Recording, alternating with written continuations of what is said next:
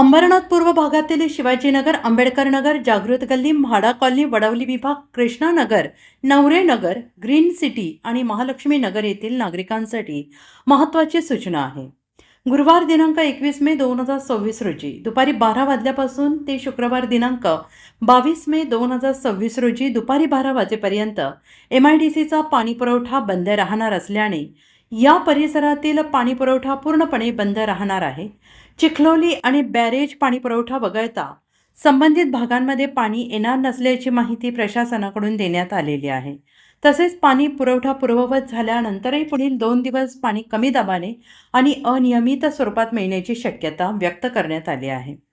MIDC पाणी पुरवठा बंद असल्याचा परिणाम अंबरनाथ शहरातील इतर भागातील पाणी पुरवठ्यावर अंशतः होणार असल्याचं सांगण्यात येत आहे आणि त्यामुळे नागरिकांनी पाण्याचा योग्य साठा करून प्रशासनाला सहकार्य करावे असे आवाहन करण्यात येत आहे.